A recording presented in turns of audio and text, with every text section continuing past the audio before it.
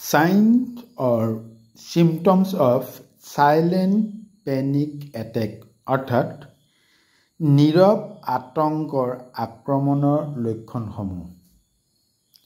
নীৰৱ আতংক এক মাৰাত্মক মানসিক অস্বাভাৱিকতাৰ লক্ষণ।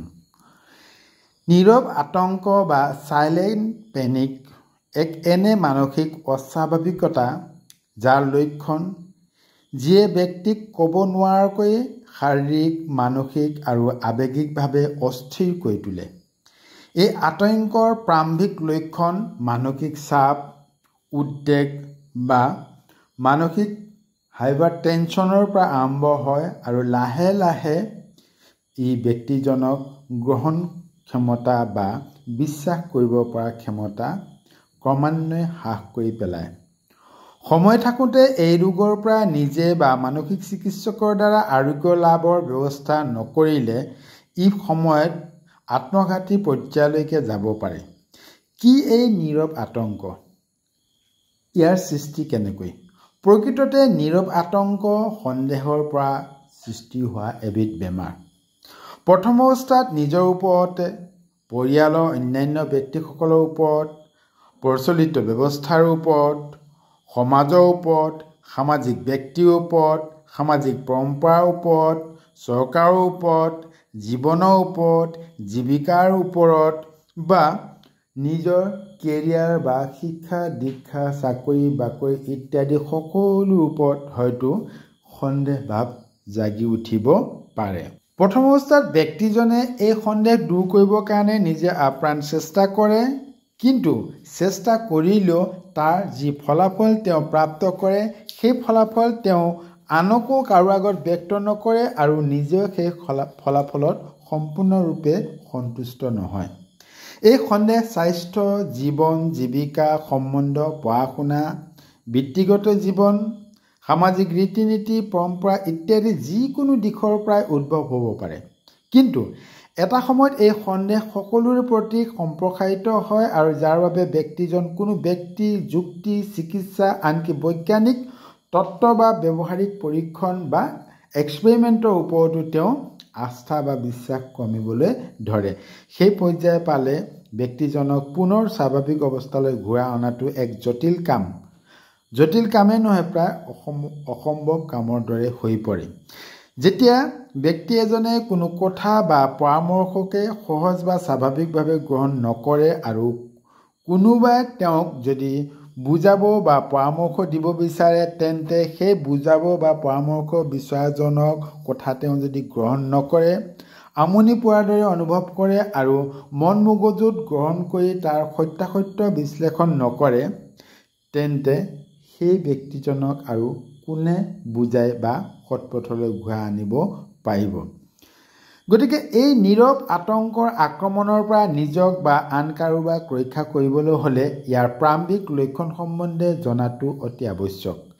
নীৰৱ আতংকই আক্ৰমণৰ লক্ষণসমূহ কি হ'ব পাৰে সেই সম্পৰ্কে আজি আমাৰ এই আলোচনা। ইয়াৰ লক্ষণসমূহৰ ভিতৰত প্ৰথম লক্ষণৰ কথা আমি ক'ব ধৰিছোঁ, নিজৰ নিয়ন্ত্ৰণ হেৰুওৱা বুলি ভয় কৰা বা যিকোনো পৰিৱেশ বা পৰিস্থিতিক নিজৰ নিয়ন্ত্ৰণৰ বাহিৰ হৈ গ'ল বুলি ভাবিবলৈ লোৱা। প্ৰথম লক্ষণ হ'ল যে তেওঁ সকলো পৰিৱেশ বা পৰিস্থিতিতে আউট অফ কণ্ট্ৰল হৈছে বুলি নিজে তেওঁ ভাবিবলৈ ধৰে। দ্বিতীয়তে, বাস্তৱ বা প্ৰকৃত পৰিস্থিতিক নিজৰ পৰা বিচ্ছিন্ন হোৱা বুলি অনুভৱ কৰা। অৰ্থাৎ তেওঁ সকলো এই প্ৰকৃতিৰ যিমান ঘটনা পৰিঘটনা আছে সকলো যেন তেওঁৰ পৰা আঁতৰি গৈছে তেনে অনুভৱ কৰা। পৰিৱেশ পৰিস্থিতি বা বস্তুবোৰ অবাস্তৱ, অদ্ভুত আৰু নিজৰ পৰা বহু দূৰলৈকে আঁতৰি যোৱাৰ দৰে অনুভৱ কৰা। প্ৰকৃতিৰ সকলো ঘটনা পৰিঘটনাক সপোনৰ দৰে অনুভৱ কৰা আৰু নিজেও সেই সপোন ৰাজ্যত অকলশৰে বিভোৰ হৈ পৰা ইত্যাদি।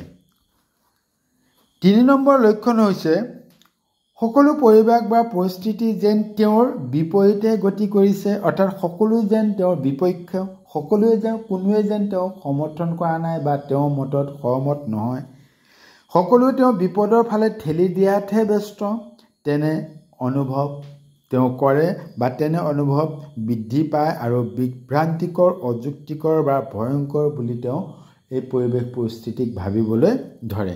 4 নম্বৰ, হঠাৎ তেওঁৰ মাংসপেশী টান হৈ পৰা, শৰীৰত অমূলক জোকাৰণি অনুভৱ কৰা, কঁপনি উঠা বা কঁপি উঠা ইত্যাদি লক্ষণো নীৰৱ আতংকৰ অন্যতম শাৰীৰিক লক্ষণ। 5 নম্বৰ, কোনো কথাতে মনোনিৱেশ কৰিব নোৱাৰা, পোনে পোনে চিন্তা কৰিব নোৱাৰা, বাস্তৱভিত্তিক অনুভৱ কৰিব নোৱাৰা আৰু তেওঁক সকলোৱে এৰি দিছে বুলি ভাবি নিজক অকলশৰীয়াকৈ ৰাখিবলৈ চেষ্টা কৰাটো নীৰৱ আতংকৰ অন্যতম লক্ষণ। 6 নম্বৰ, আগতীয়াকৈ ডাঙৰ প্ৰলয় বা বিপদ তেওঁৰ জীৱনলৈ আহিছে, আহি আছে, আহি পালে ইত্যাদি অমূলক চিন্তা কৰা।